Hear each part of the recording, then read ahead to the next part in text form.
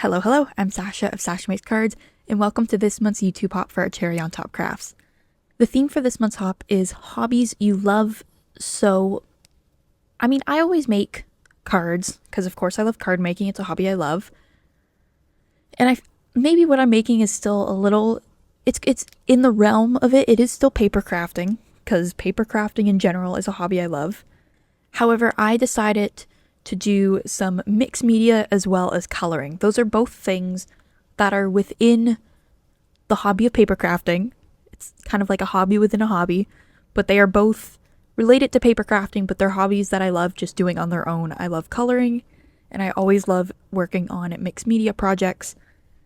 So I decided to combine the two together, which I do often, but I decided to make two tags featuring the Valentine Mice stamp set from Lawn Fawn, which is what I colored, complete with a very fun mixed media background. Now, I have already used this stamp set a handful of times. I believe my last blog post, or the blog post before that for the Cherry blog, was featuring the stamp set.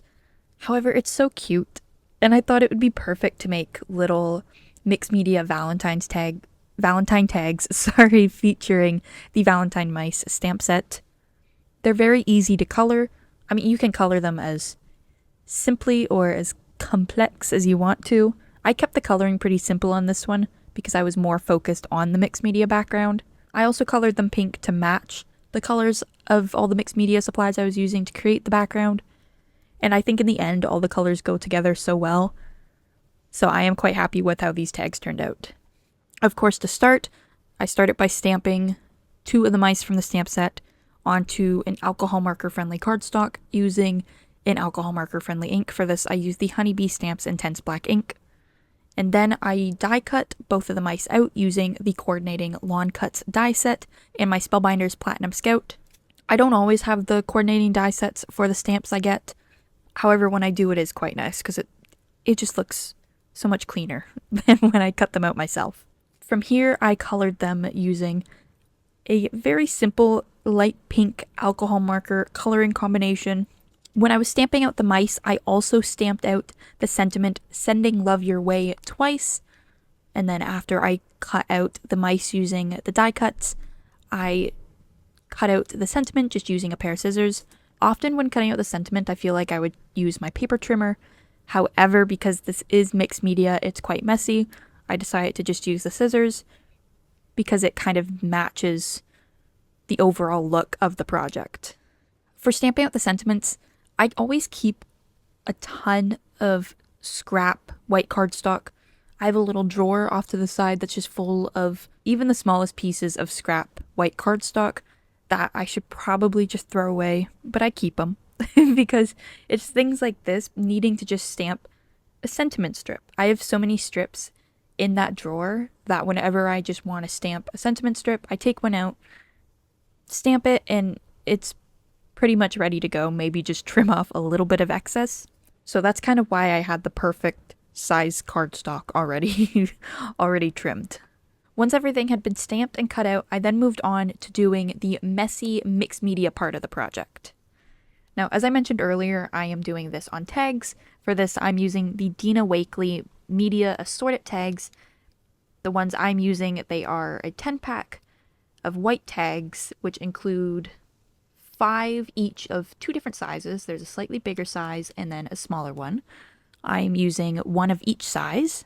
I gathered basically all of the pinks and reds, inks, pastes, sprays, a lot of the different mixed media type stuff that I have, and started to experiment with them. I first started to experiment with the Dina Wakley gloss. It's a glossy acrylic medium in the shade Raspberry. I got this in a cherry box, actually. I think this was from summer of last year, 2025. And I didn't get to experiment with it at the time. I didn't know what to make with it. However, I thought this was the perfect project to get to play around with it. However, I've never actually used the glossy acrylic medium from Dina Wakley. So using a scrap piece of cardstock, I kind of just played around with it at first. It has a little eyedropper at the top. So I used the eyedropper and put some of it onto my mixed media grippy mat that was on my glass mat. However, I quickly realized that it would stain stain the grip mixed media mat. So I decided to do it off of the mat.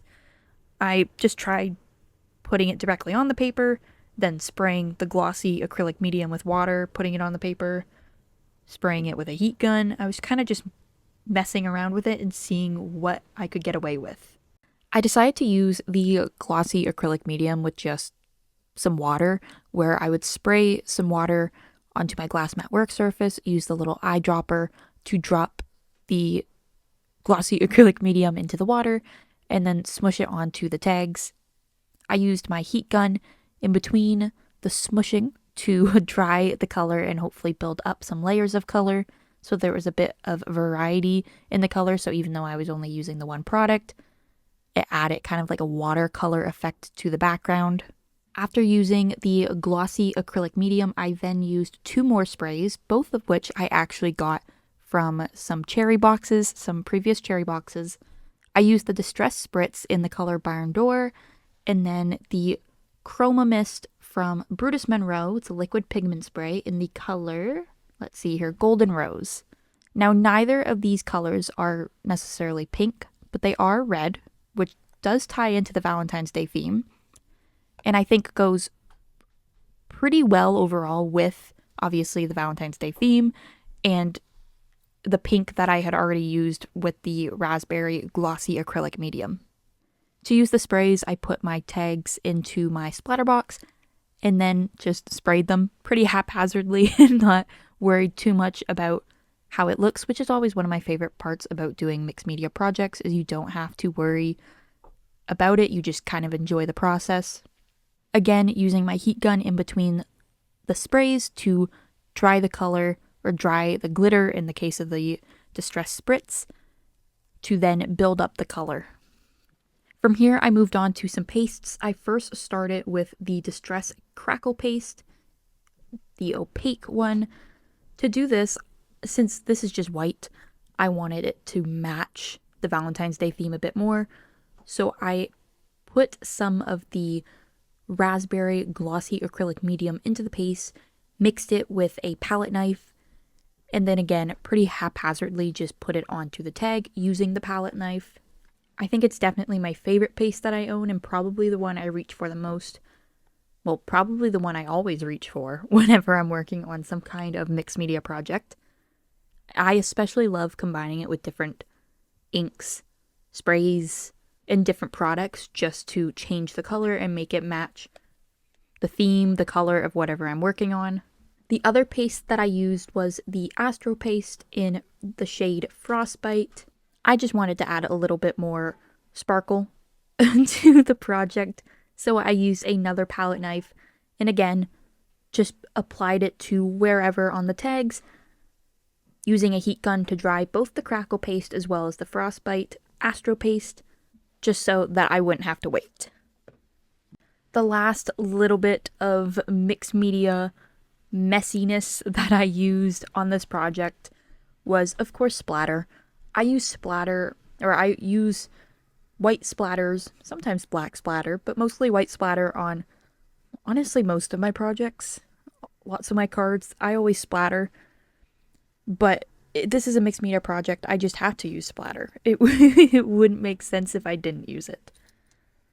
So I used the Spellbinders Splatter White Opaque Watercolor Bleed Proof White Paint. Put some of that onto my glass mat work surface, sprayed it with water, and splattered it onto the cards. The tags. I'm so used to saying cards. Splattered it onto the tags using a fan brush.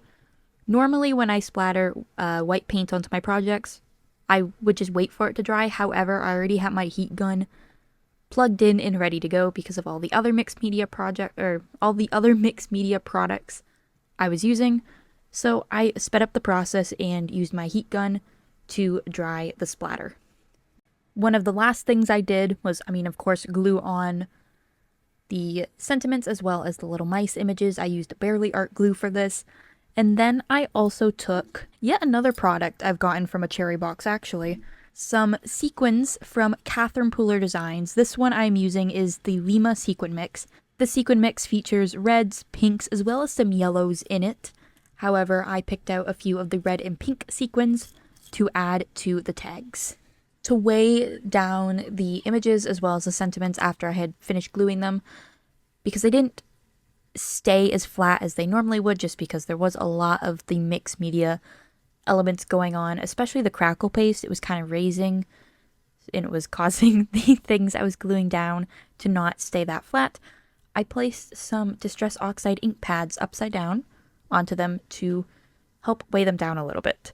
So that's why at one point there is the ink pads. It's not an extra mixed media thing. That's just what I had to use to weigh down what I was gluing onto the tags. The last thing I did to finish this project was, of course, to add some baker's twine. I decided to go with this pink and white baker's twine, as again, it matches the colors, it matches the Valentine's Day theme. It also especially matches the colors that I used for the mice images. So I trimmed some of the baker's twine and then tied it onto each tag. And that's the completed project. Thank you so much for watching. Be sure to check out the description below for a complete list of all the design team members participating in this hop, as well as to hop along for a chance to win a $25 gift card to shop at a Cherry on Top Crafts. Thank you so much for watching, and I will see you next time.